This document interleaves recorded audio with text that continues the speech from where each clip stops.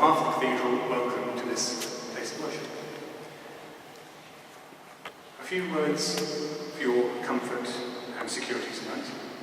In case of emergency, we're not expecting any fire alarms or any other issues. If you hear an alarm sound, please follow the directions of the stewards as quickly as you can to the back, through the doors you came in through, and through the doors in the centre of the back. And to my right, your left, down the steps, and something will show you how through the exit downstairs. The place of gathering is in University Square, just outside to the left, in the large square. Toilets.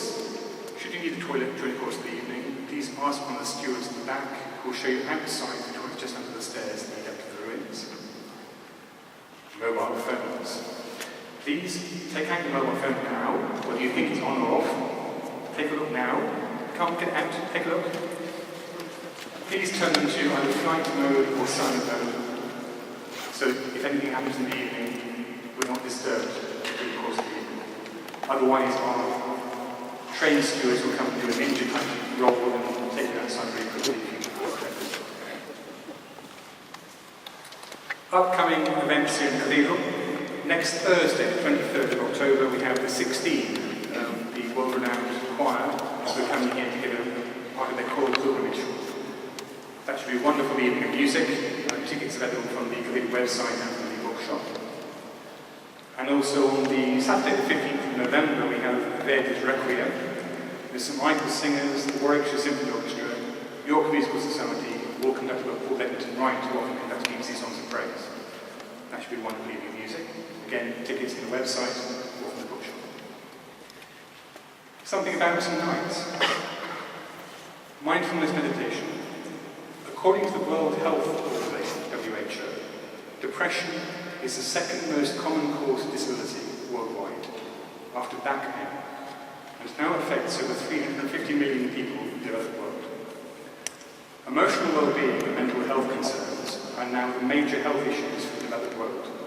Stress, depression, and anxiety can contribute to a host of physical ailments, including digestive disorders, sleep disturbances, and lack of energy. The approach to treating these can be two-pronged, treating the mental and emotional issues while also addressing the related physical ailments. Mindfulness has been shown to be one of the most effective methods of treating depression, anxiety, panic attacks, and also chronic pain. I myself use a form of meditative prayer, coordination prayer, thinking through yourself into a Bible story, thinking through interaction with different characters, and I found that very helpful myself. Coventry has pioneered mindfulness-based interventions for health since it was introduced at Coventry University in 1989 year as a course by Dav Panesar. And for the Flame Centre, free mindfulness sessions have been shown to people at Coventry over the past 4 years. There were 500 people attending and making use of the sessions. Some of them are here tonight and we're sharing their stories with you. So welcome to the Cathedral for this second mindfulness meditation event. And now hand over to Pompey for the evening. Thank you.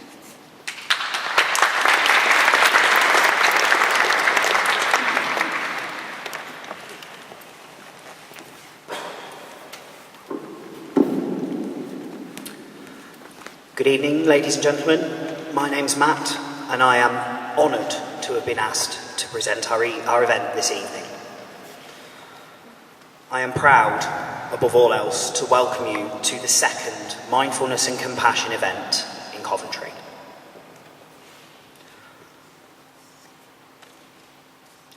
I'd like to take the opportunity to thank our kind and generous sponsors, our contributors and our volunteers. A list of our sponsors can be found on the back of the leaflets that are on each of your chairs. I'd like to give special thanks to Angie and Gustavo from the Institute of Mindfulness and Transpersonal Psychology, who have come all the way here to support us.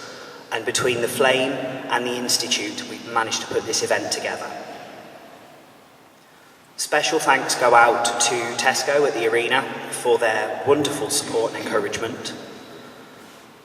Thanks as well to John Yerishik, who is our amazing Native American love flute player and has close links with the Lakota Nation of the Native American people. And thank you to our volunteers. This whole event has been organised and is being run by volunteers who all work through the Flame, which is a mindfulness, holistic health and wellness centre in Coventry. This is the second event that we've run.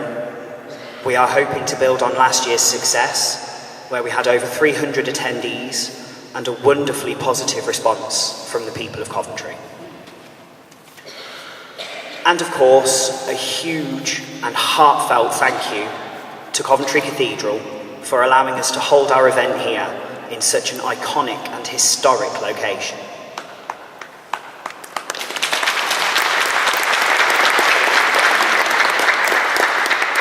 Together, as a city, we are reaffirming our identity as a centre of peace and reconciliation.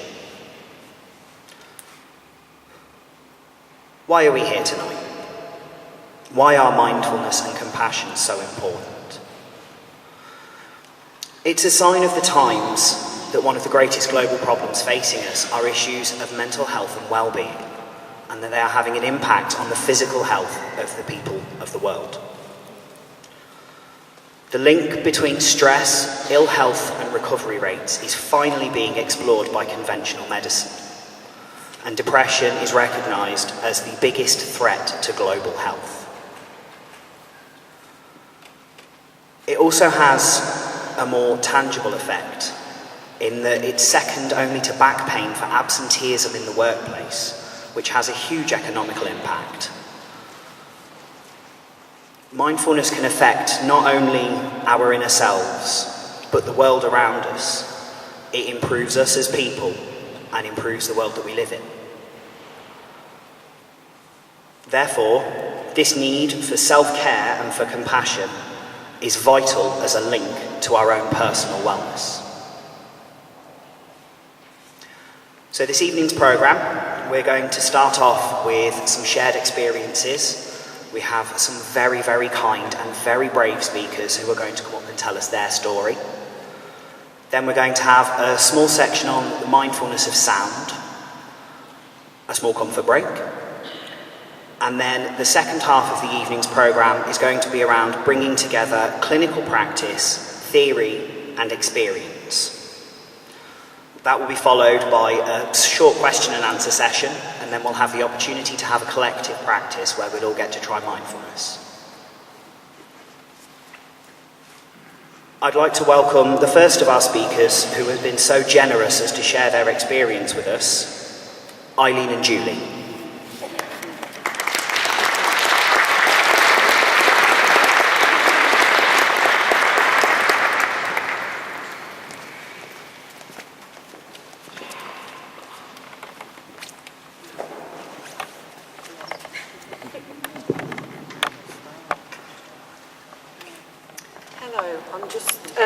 I'm nervous at this.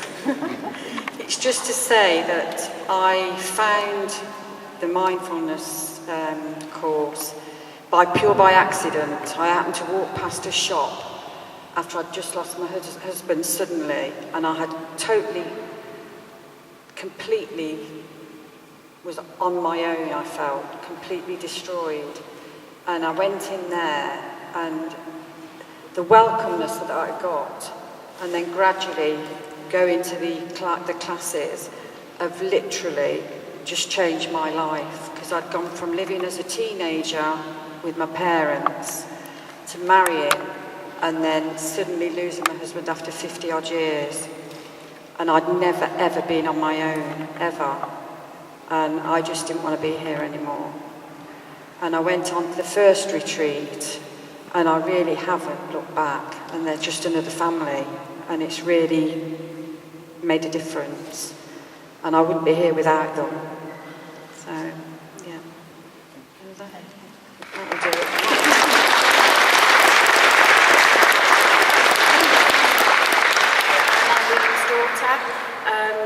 Like my mum said, my dad passed away very suddenly. He was a very ill man, he had dementia. Around the time that Dad had his dementia, I was actually looking after him, and at the time my mum was looking after my nan, who was very poorly as well. Sadly, Dad passed away in my arms.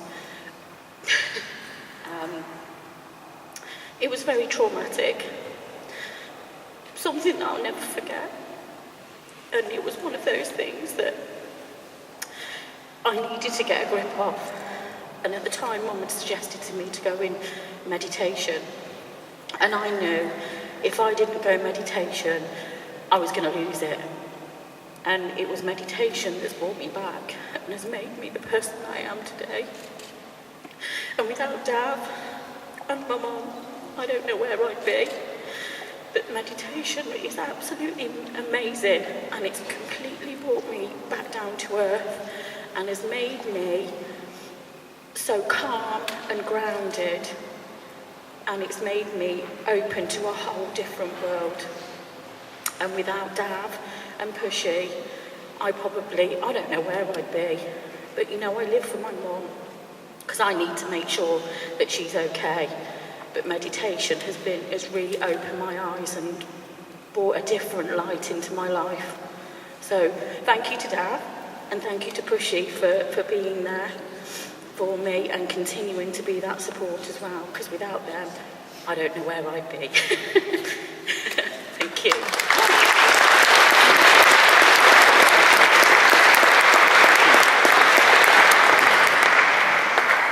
Thank you very much to Eileen and to Julie. I'd like to introduce our next generous speaker, Izzy.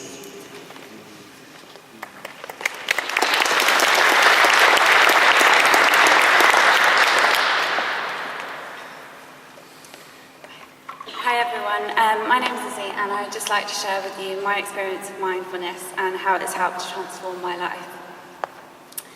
Almost exactly a year ago,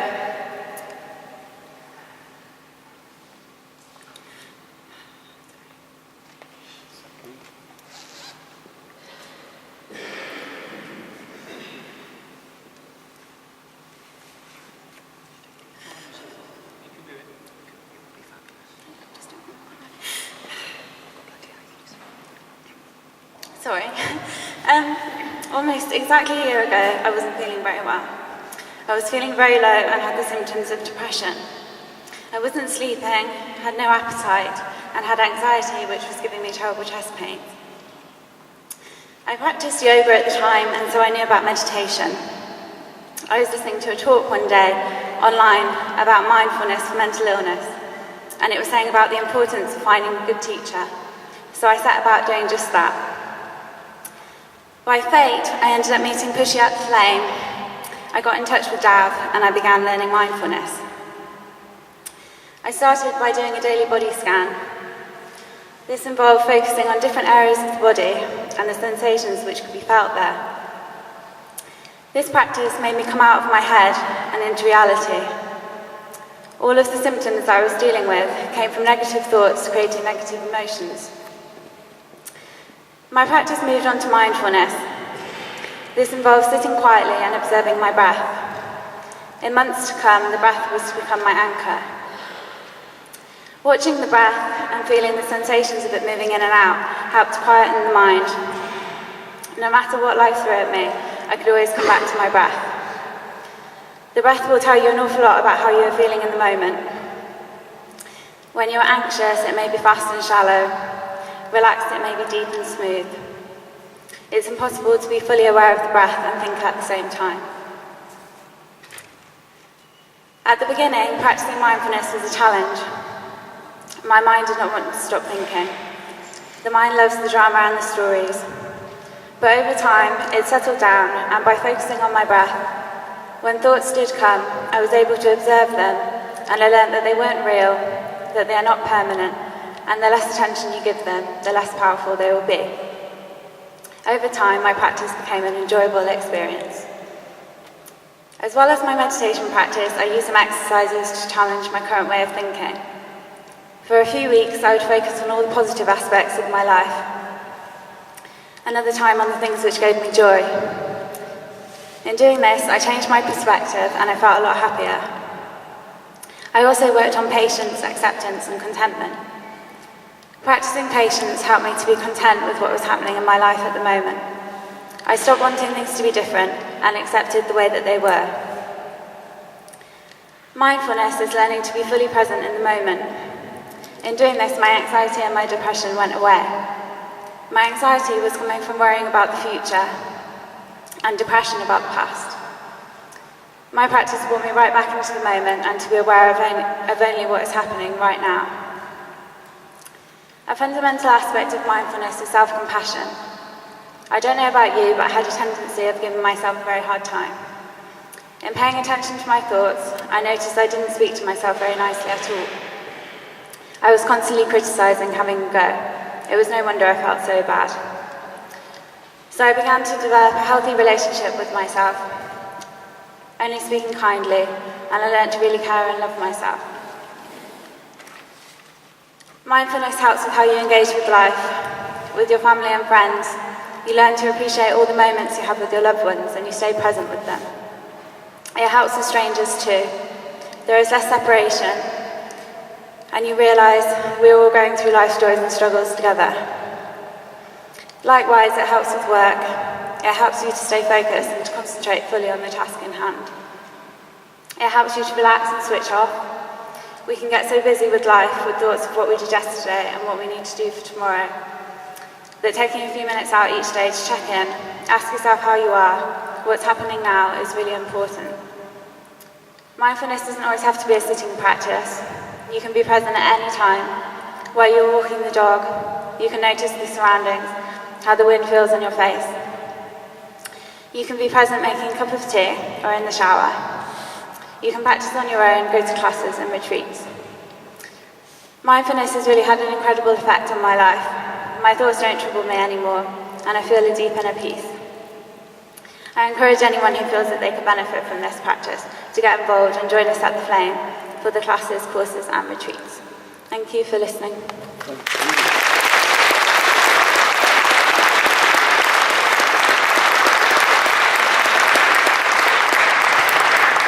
Thank you very much, Izzy. If I could welcome up our next speaker, Ruth.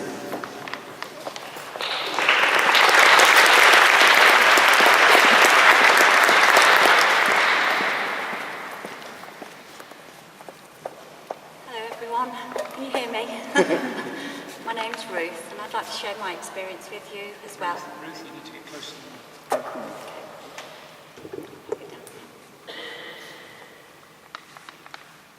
I'd like to share my personal experience of mindfulness meditation and self-compassion and what it means to me. I've always had an interest in holistic therapies for as long as I can remember. I have over the years on and off dabbled and bought self-help books, but that was as far as I got. I, like many of us here tonight, I'm sure, have had times during our life that have been stressful, suffered low moods, grief and depression as a direct result of circumstances which have happened to us. I had my own coping mechanism, and of course, once the situation improved, I improved too, but not without a lot of suffering. There were two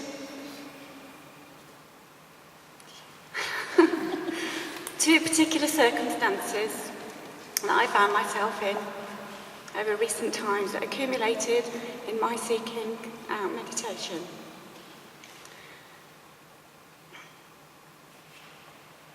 I was going through a particularly prolonged, stressful time at work, which wasn't getting any easier, and which was having an adverse impact on my physical and mental health.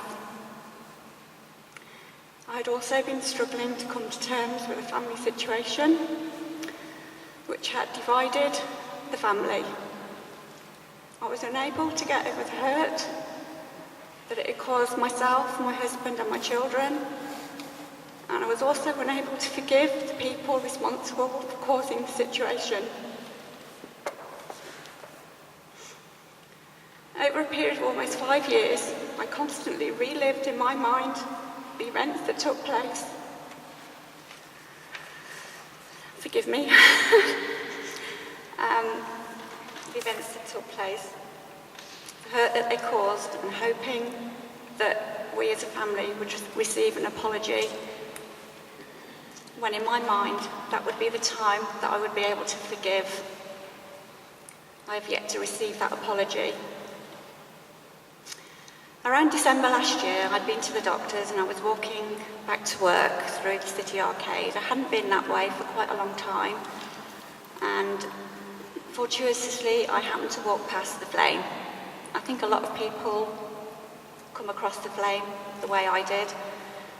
I popped in just to have a look around, because the window looked very interesting, and I just got chatting to a young lady who was minding the shop at the time, and she just happened to mention that they do yoga and meditation classes. I was quite overwhelmed at that, as I thought it was a coincidence, as I was just thinking on my way to the shop that I needed to find something to help me through my current situation. I did my first meditation 2 weeks later. I was very stressed when I got there. I sat down, and Dav, who was holding the class, chatted to us for about half an hour. And I remember thinking, I wished he'd just get on with the meditation, because I just want to de-stress and not chat. It didn't take me long to realise after 2 or 3 more visits quite how beneficial those little chats at the beginning of the meeting were to me, and I'm sure to other people in the group. I continued with the weekly classes and always felt de-stressed afterwards, and I often returned home feeling on top of the world, almost excitable sometimes, much to the delight of my husband and daughter. But I didn't really do any meditation at home. I wasn't quite sure how to do it when not in a group meditation situation, and I still felt stressed between classes. Unfortunately, in January, my stress levels got the better of me, causing lots of unpleasant physical symptoms, paranoia about my health, and one evening I had a mental and physical meltdown which resulted in me being signed off work for a few months. This was the point when I finally really got into the meditation, and I embarked on an 8-week course which was instrumental in getting me well. I learned how our thoughts directly affect our physical and mental health, and through meditation and mindfulness, I learned techniques to deal with intrusive thoughts, and these helped me to overcome my panic attacks, which I now refer to as unpleasant feelings. I practiced different types of meditation, starting off with a body scan meditation, and I also learnt mindfulness, both of which have enriched my life. I personally prefer to do mini meditations and often take myself off, particularly at work for a minute or two, and concentrate on my breath and return to my desk feeling more in control. I love spending time in our lovely garden, and for me this is where I prefer to meditate. I have been known once when I couldn't sleep to meditate in the garden at 5 a.m. I also attended a retreat in Shropshire recently. It was a weekend retreat which was wonderful. It was a wonderful experience, and it took me to another level of understanding meditation and mindfulness. And at that weekend, I discovered self-compassion. To conclude, I would like to share how mindfulness and meditation helps me on a day-to-day basis. Being mindful and meditating has a huge impact on my mental and physical self. I now have self-compassion, and as a result, I'm more compassionate towards others. I don't dwell on the past so much. If I feel stressed, I take myself off and do a mini meditation. I appreciate life so much more and feel I can deal with whatever is to come my way. I am looking forward to enriching my life further, and the next step for me is forgiveness. Thank you for listening.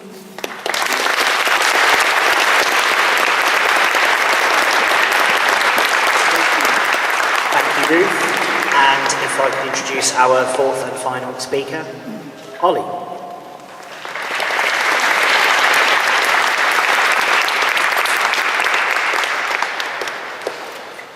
Good evening, everyone. I'd like to start by introducing myself. My name is Oliver. I'm a student nurse at Coventry University, and I'm currently training to become a nurse. Just like the people before me, I'm going to go over my own interpretation of mindfulness and the impact that it's had upon my life. I first discovered this about 2 years ago through a very close friend of mine. Admittedly, I haven't been practicing the whole time, as my interest in it had wavered, as I became very content with everything going on in my life, and I just didn't feel like I had the time for it anymore. Funnily enough, I caught up with my friend who introduced me to all this whilst I was at home for summer, and we updated each other on everything we'd been up to, as we always do, and he said the same thing. It seemed that when everything was going well and in the right direction, there was just no need for mindfulness anymore. I think everyone can appreciate the fact that life has its ups and downs, but it's how you deal with these periods that define you. Before, when things seemed to go wrong in my life, I would just push myself deeper into other areas, averting my attention from the real issue. I would constantly be beating myself up over things that I realise now, through mindfulness, that I had and still have no control over. Everyone has a choice when it comes to how they feel, but not everyone is aware of the implications of their own thoughts. We are the creators of our own emotions, so whatever you sow, so you shall reap. How often is it you actually stop and check what sensations are in and around your body and how you're actually feeling in yourself? Mindfulness is simply that. It differs from standard meditation as the primary focus is on you and your current physical state, so it's all about you. I only got back into this a few months by chance. It was something that I'd been meaning to get back into, but I just felt as if I had too many commitments. It wasn't until I wandered into the Flame one day to have a look around at some of their wares that I found out about the mindfulness sessions they were running upstairs. I really thought this was brilliant. The most pivotal moment for me, though, came on the walk home after the second meditation I'd attended at the Flame.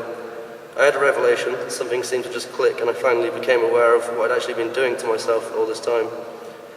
I didn't even realise until that moment that I'd become so immersed in my own problems and emotions that I'd actually gone about reinforcing this massive identity of negativity within myself. I just didn't really feel as if I could relate to anyone until this moment. I'd got to the point where my head was so busy replaying the past that I truly felt as if I was the only one in the world with any real problems, and I just couldn't focus on anything else. Looking back now, I find it almost silly that I was so ignorant of the way I was making myself feel, but these things have to happen in order for us to grow. As for me, it provided the biggest learning curve I've embarked on in my life so far. Learning about myself, giving myself time, and rewarding myself for my efforts in every area of life. If I knew back then that each time I brought up these uncomfortable memories into my head and averted them, I'd simply be making myself feel worse, I'd have laughed at how seriously I was taking myself. What's key to me now, through mindfulness, is that you have thoughts and emotions, but they are not you, and they certainly do not define you. Everyone has inner conflict. Some people have it more so than others, but you just have to come to terms with things the way they are, and if they don't change, that's okay. Something Dav said to me and a few others on a retreat seemed to really connect with me when I look back at how I made myself feel. Rather than colouring the future with the crayons of the past, be present and take a clear understanding of what you want to do next. It's just a simple outlook on everything. Mindfulness for me is just a true acceptance of things the way they are. I no longer crave for things to be different, I now just accept them for how they are. As soon as you start doing this, you can start focusing your energy into something you can change and have an impact upon. I can now recognise some unhealthy states of mind within myself, and see when my threat response system is coming into play. When this does happen, 99% of the time, there's no real problem around. It's completely natural, and it's just your body's natural defense system.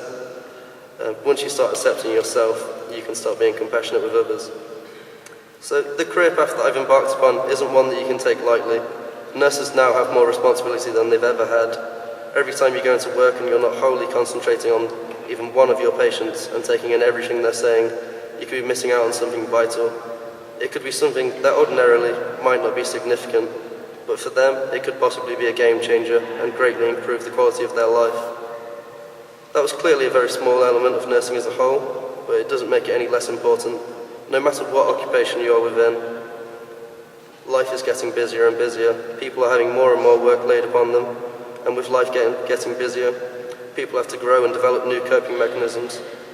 It's not going to slow down anytime soon, and people are just expected to become accustomed to new workloads and tasks. And if you want to keep up, this might just be for you. For me now, mindfulness is all about the moment that I open my eyes and everything is just brighter. It has allowed me to actually see how I treat myself and the effects that the criticisms and demands that I place upon myself have. I'm far kinder to myself now than I have ever been, which means in turn, I'm becoming kinder to others. I've always had this image of myself as a fairly laid-back individual, but now I can actually elicit that comment with some truth. I'm simply going with the flow, and it's brilliant.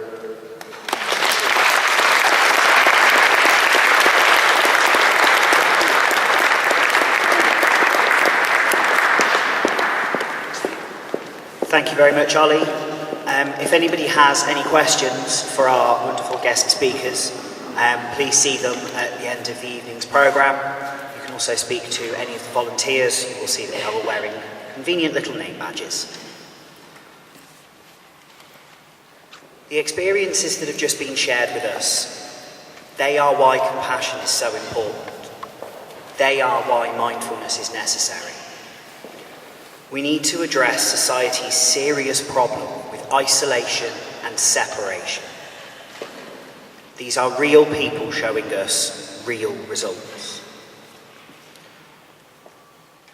I am now incredibly pleased and very excited to introduce you to Fran, who is an international singer of soul and jazz and is also a Reiki practitioner at the Flame.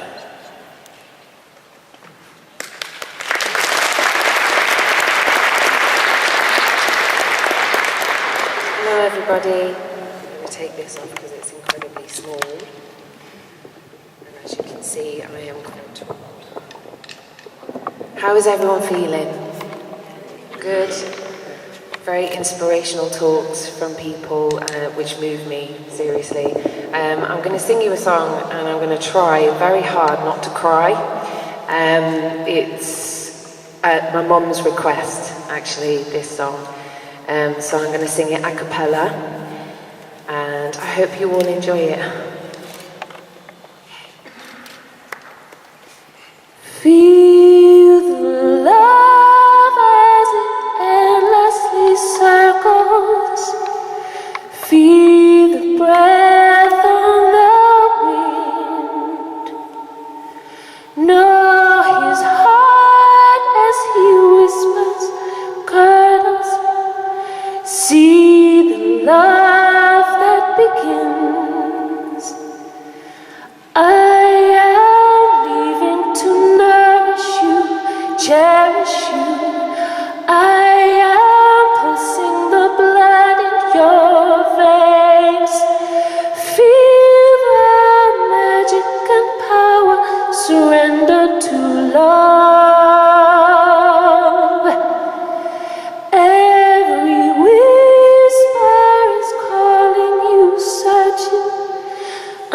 see feelings begin.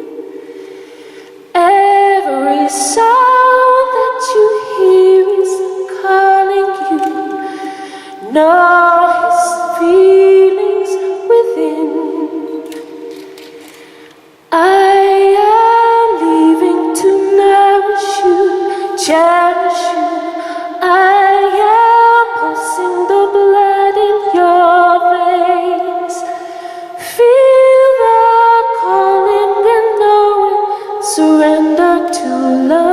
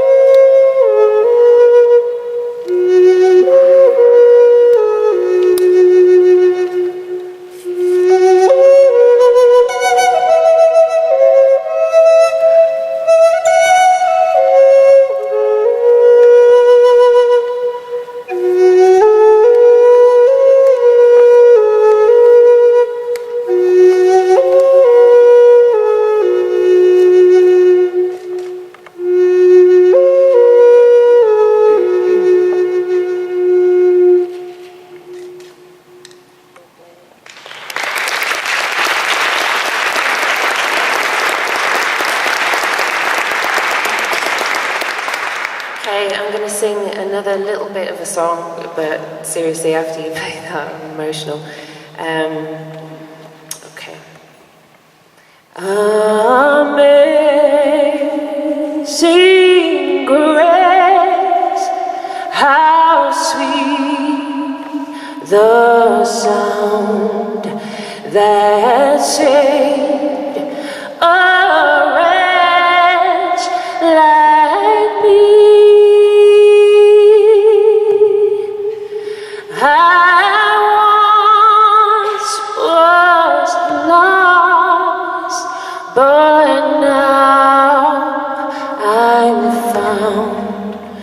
Was blind, but now I see. That's what I got. Thank you.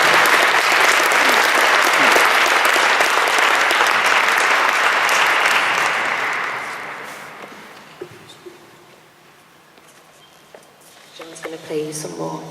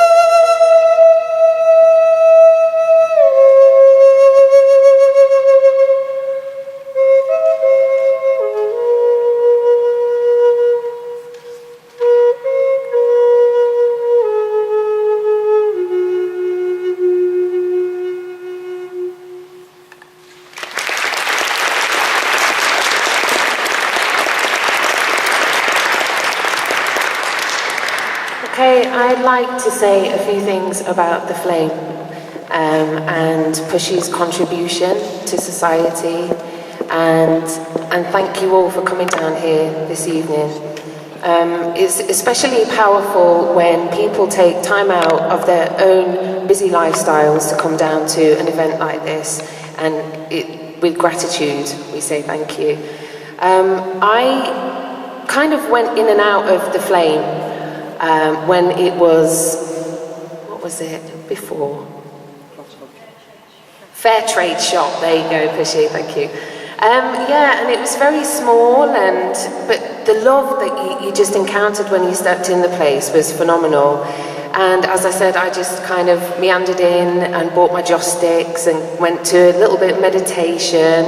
Felt wonderful leaving the place, but for some reason I didn't frequent it.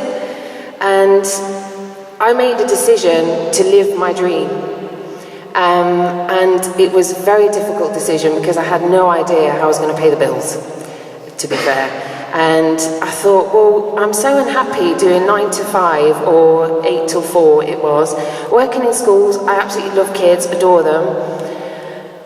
And I just felt like an emptiness, something was missing. And I was raised in a family that were like, you have to work 9 to 5, you have to have a job, you have to do these things. And it suddenly appealed to me, this feeling of, well, if this is in my heart, then surely I can make it manifest. I can actually leave a job, security, and actually start to do things that I thoroughly enjoy and love. And I did. I made the decision and I thought, right, that's it. I've had it, I'm doing it. And I handed in my notice and felt absolutely petrified, I must add. But do you know what? The universe has just, God, whoever you want to look to, has just unfolded beauty.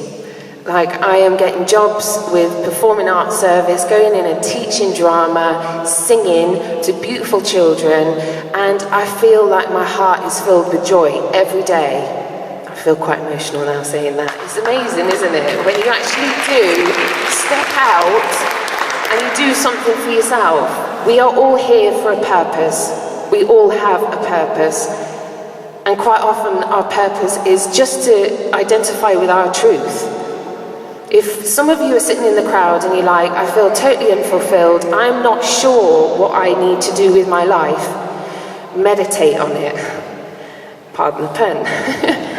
Meditate on it. Ask yourself the questions and you will get the answers.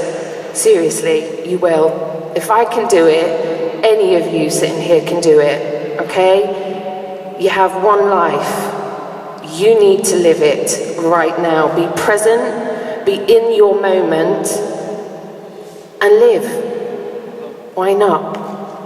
Thank you. Get yourselves down to the flame. Arcade, City Arcade. Come to meditation, come to singing lessons, do everything, and Reiki. Have some Reiki. Thank you very much.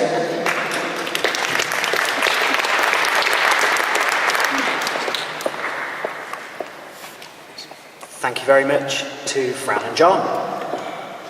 What we've just witnessed is an experiential experiment on the impact of music on our emotions and what it feels like when someone truly shares themselves with another person.